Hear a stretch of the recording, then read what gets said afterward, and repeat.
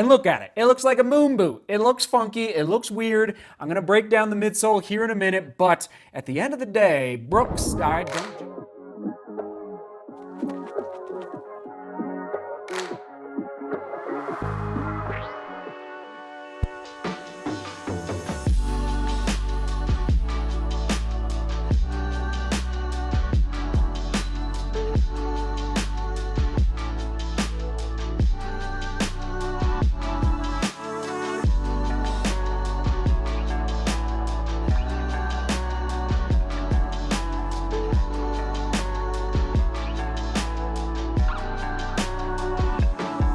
Time for that Brooks Aurora. There it is. Right over there. Let me go grab it. Brooks Aurora BL. There's actually a city in Colorado. So it's kind of a funny name because there's a city, a suburb really, of Denver called Aurora. So it's hard for me to get over the fact that this shoe is called the Brooks Aurora BL. And oh man, now listen, this is not a 2022 shoe, all right? A little behind on this one, but I'm actually very excited, okay? Brooks, you got something going here. And okay, the first picture I took of the shoe maybe 10 days ago and posted it on Strava. Let's connect on Strava.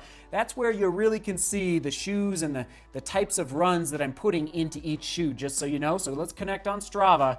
I mean, everyone was kind of making fun of the shoe. And look at it. It looks like a moon boot. It looks funky. It looks weird. I'm going to break down the midsole here in a minute. But at the end of the day, Brooks, don't judge a book by its cover. That's kind of what I'm saying. That's what I'm telling you right now, based on the looks of this Brooks Aurora BL, a neutral, woo, flock of geese. Wow, a neutral road running shoe. 37 in the heel, 31 in the forefoot. By the way, took it to 60 miles. All right, that tells you something. If I take it past 52 or 53 miles, took it to 60 miles, that tells you I enjoyed the ride of the shoe. So it's approaching that maximalist category. Women's size 8, men's size 9 is on your screen, and we are going to compare it to the Mach 4, maybe even the Novablast, okay? In my size, 7.7, okay? Let's just set that there. Mach 4, we're looking at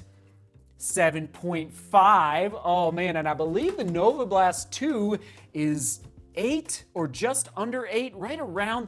Oh, that is fascinating. Okay, this is crazy. Ooh, 8.8 for the Novablast 2. So 7.7 for the Aurora BL. There is my score for the weight. Translucent mono mesh on that upper. Breathable, very breathable. Would be great for summer running, for humidity, for running in those summer months, okay? And it might even drain well if you live somewhere that gets a lot of rain. I think I didn't test it, and I ran through mud in the shoe, but I didn't really run in rain. But I would suspect it would drain well in case you get a lot of rain wherever you live around the world, okay? So lockdown, 8 out of 10. I mean, this is a very fascinating, hopefully I can film it for you and get a good shot. It's like almost a booty built inside, just beneath the outside mono mesh. Hopefully you can see that orange there. I'm gonna call it definitely fully gusseted. It's a unique, so it's not a separated tongue, which a lot of times I don't like. I like a separated tongue that I can kind of adjust. This was it just was nice, a great lockdown, and even, I don't even know where to begin. Okay, so I love the tongue, love the full gusset there, which is acting like the tongue is what I'm trying. It's perplexing. Honestly, it's a perplexing tongue that actually works out. Let's do the heel counter. Pretty flexible, but I love the inside of the heel counter. Can you see these ridges here? Okay, it just helped. It's not completely flat and smooth. It helped create a little bit of friction to reduce any heel slipping there in the heel counter. All right, I don't know. I'm overall pleased with this upper. There's that overall score. We're looking at this third generation, this V3 DNA Loft. It's nitrogen infused, mixed with some EVA foam and a little bit of rubber, okay? It's a radically, this is where it's a little crazy with this twist test, okay? Again, there's that flock of geese across the screen. Watch this. I'm a little afraid to do it, but I'm gonna do it. Boop. all right? I can just bend it in two. Why? Because it's two separate pieces of midsole material. See this right here? All right, this crevasse here at the on the lateral and medial side. So the heel is completely separated from the midfoot and forefoot, which allows, I actually kind of like, it allows more flexibility, and you got to have a strong foot, which, you know, as I've gotten older and hopefully I think I've gotten a little stronger through my foot strike over the past 5 years.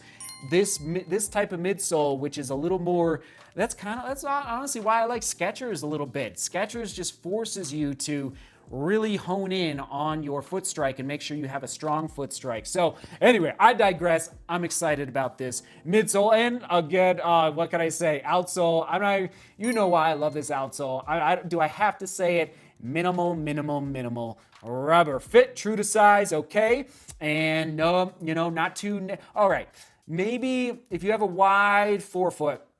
It was good for me, but again, you guys know I've got a little bit of I don't have a narrow foot, but I definitely don't have a wide foot. So just beware, you might want to have a good return policy if you pick the shoe up, or just, you know, go to a running shoe store and test it out. Comfort, all right, 8, mostly because of the midsole. Whew, it's comfy.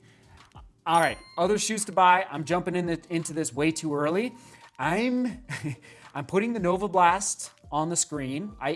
It's not the bounce of the Novablast lineup, but I'm putting it in the Novablast kind of category, and the Invincible. Is the Invincible more energy return? 100% from Nike, but it's not bad, okay? So other shoes to buy, there you go. Positives and drawbacks, midsole, nitrogen infused, that's my positive. Drawback is the price point. We'll get to that in a minute. Durability, $450. You know, $400. If you take it to $400, please do send me pictures. I would appreciate it, just to see how that midsole is holding up. All right. Daily, middle distance day, long run. I would consider a tempo. It's not perfect for me for a tempo. I'd want it to be about an ounce lighter, but it wouldn't be too shabby for it. Yeah. It's almost a little too boat-like. You know, I like a little bit of a leaner midsole that's not quite protruding so much out of the side there, like a really wide landing, just a little too wide for my liking for a tempo day, but it would do the trick if you had to, okay? There you go.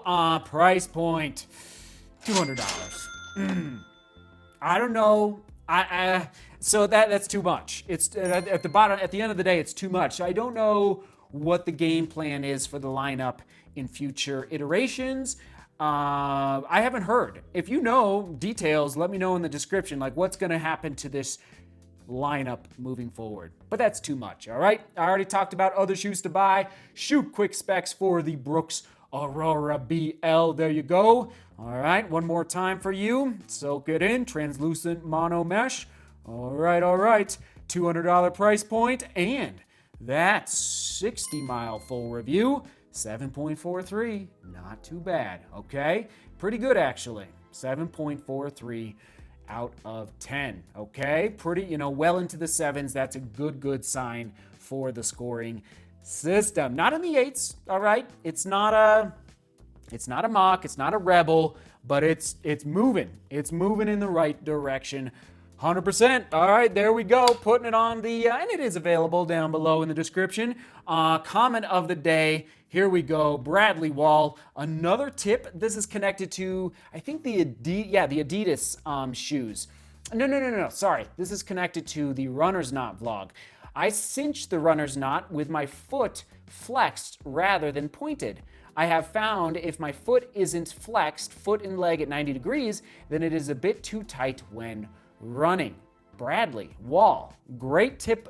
That's a pro tip right there. Thank you, Bradley, for taking the time to share your experience with the runner's knot down below in the comments. All right.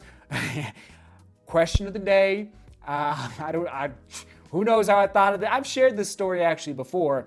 Connects to Salzburg, Austria.